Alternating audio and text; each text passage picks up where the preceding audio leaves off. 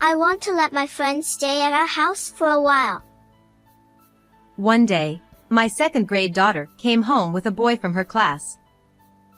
I was shocked by the suddenness of it. When I tried to contact the boy's parents, my daughter stopped me. Keep it a secret from everyone. When I asked for the reason, the boy started to cry. My name is Sally Jones. The time in my 20s flew by quickly, and before I knew it, I was in my 30s. I think it's because I had various life events in my 20s, like starting a job, marrying someone I loved, and getting pregnant.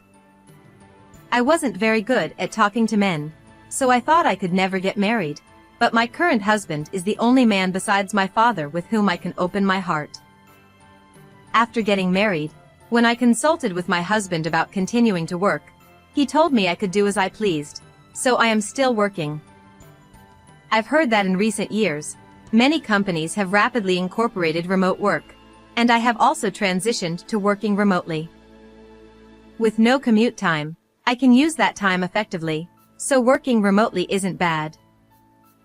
Especially, I am working while raising my precious only daughter, Riley, who is now in 2nd grade.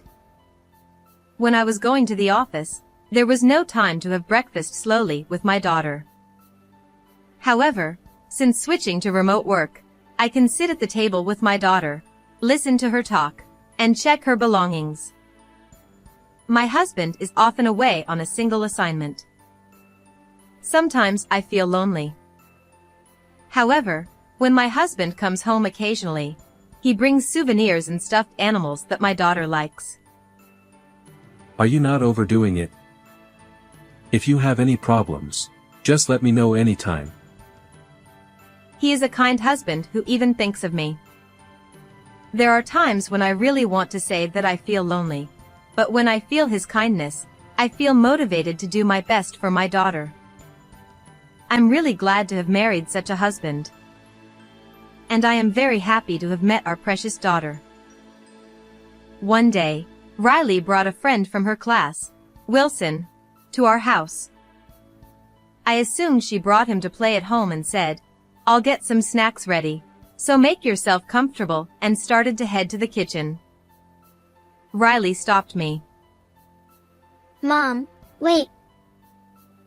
I looked at Riley and the boy and asked with a smile,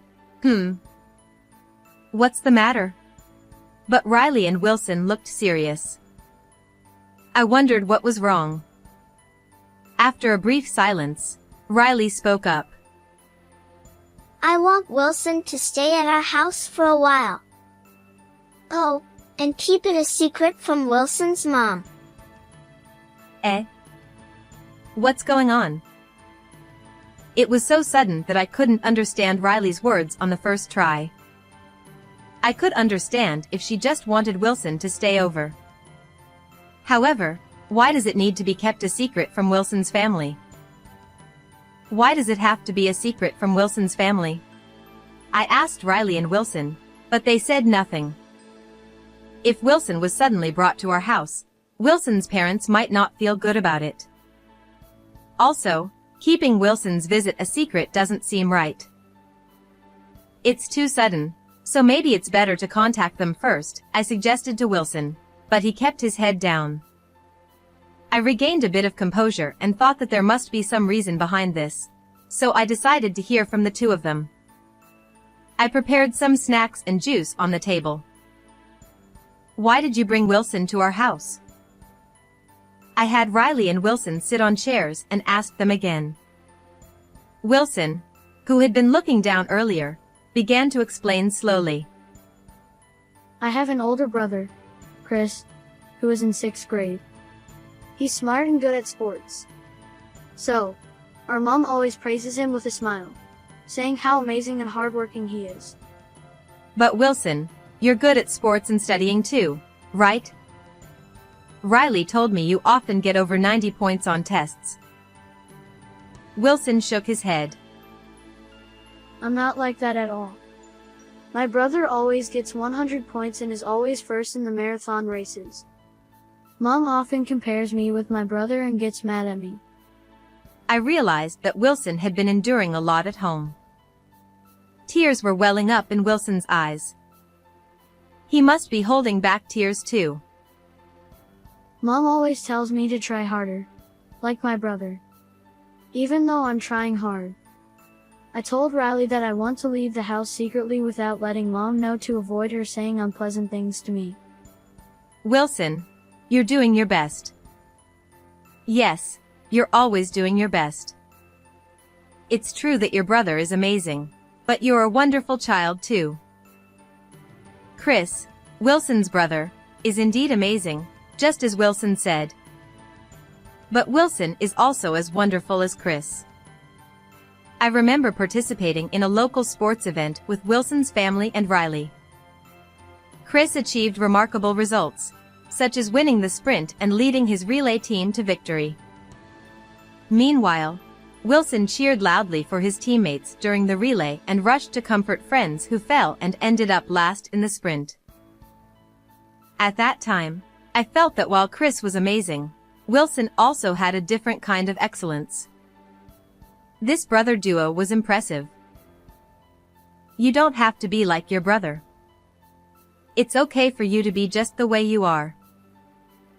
It was difficult to find the right words to say to Wilson about his brother, but I felt I needed to say something. Everyone has their strengths, and what's important is not just being number one, but how long one can continue putting in effort. Wilson, who has been trying hard all along, is a strong child. But it's also not good to overdo it or endure too much. Why don't you take a little break from trying hard? It's okay to go at your own pace. I spoke to Wilson, who had sad eyes. Tears flowed quietly from Wilson's eyes. I thought it was best to contact Wilson's parents. After Wilson explained his situation, perhaps feeling a bit relieved, I decided to contact Wilson's mother after getting permission to do so. I tried to find her contact information from my phone history, but couldn't find it easily. I realized I hadn't talked to Wilson's mother for a while. I was thinking of inviting her for lunch when her work calmed down, as I enjoyed talking about whatever we wanted while eating delicious food together. Wilson's mother is a busy female doctor. Wilson had mentioned several times to Riley. Mom is working late again today. I feel lonely because we can't have dinner together.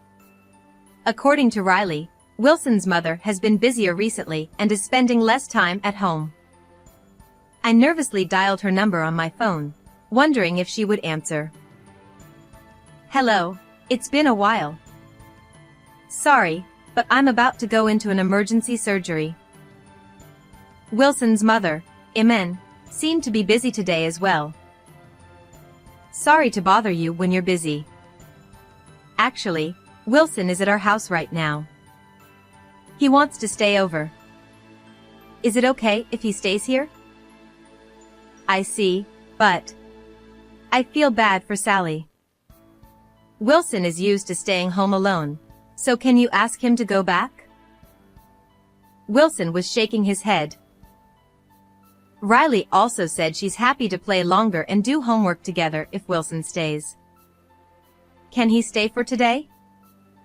We can discuss what to do in the future later. Okay, I understand. I'll wait for your call later. Please take care of Wilson. I ended the call. A few hours had passed since then. Wilson, who had initially looked sad, was now relaxing, enjoying the chocolate I prepared, and playing games with Riley. I decided to leave Wilson in Riley's care for now. While taking in the laundry, I overheard a conversation between Wilson and Riley. I was curious about what they were talking about. I quickly finished with the laundry and went closer to them without being noticed. Wilson was talking about his family.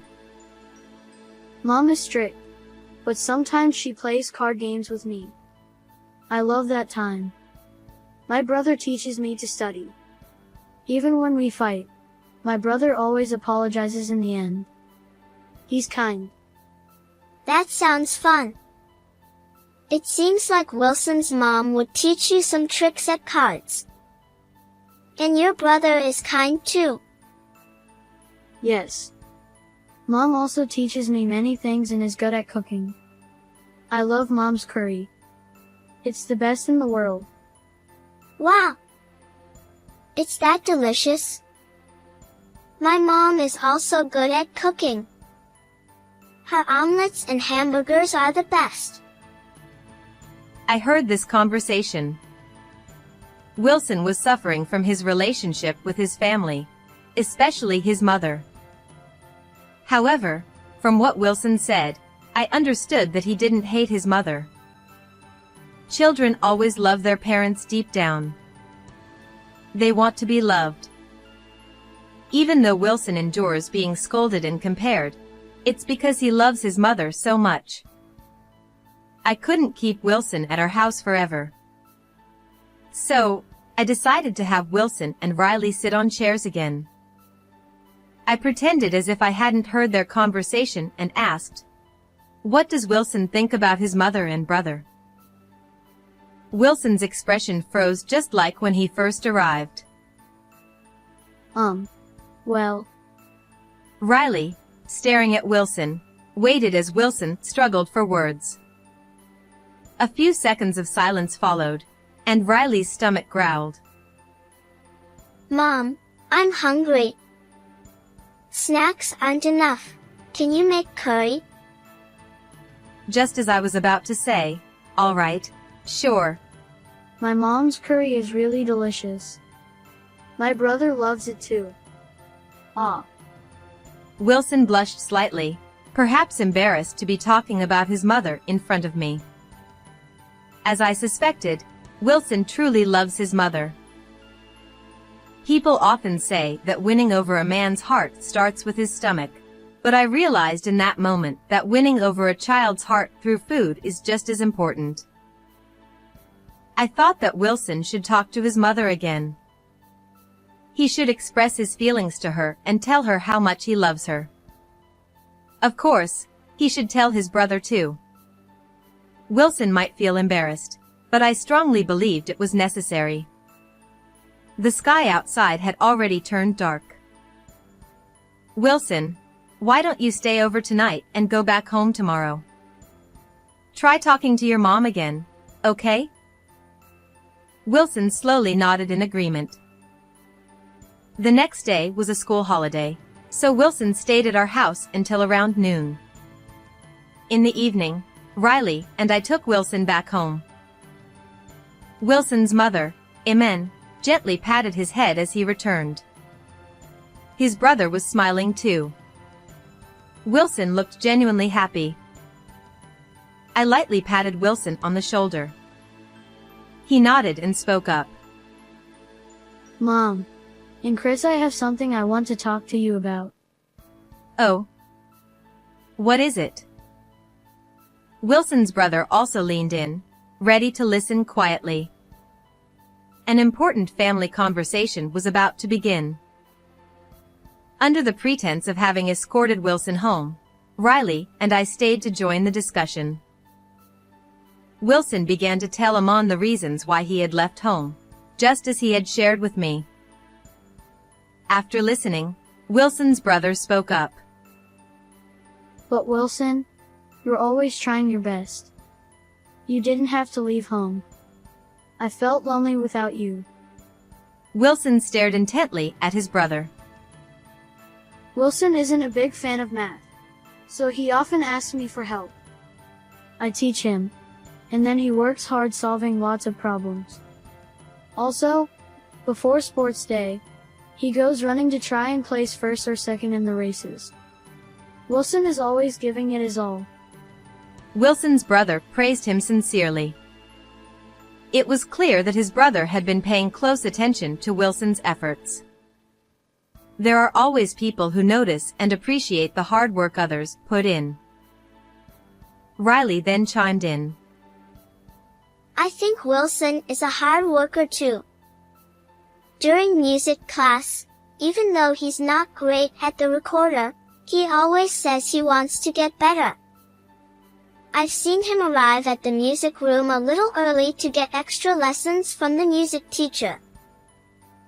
Hearing about how much Wilson was trying from both of them, Iman knelt down and embraced Wilson tightly. Wilson looked a bit embarrassed, but his face was shining with happiness. After a moment, with tears in her eyes, Iman began to speak. I grew up constantly being compared to others too. I hated being scolded and compared, so I studied hard and became a doctor. I was surprised to learn about Iman's past.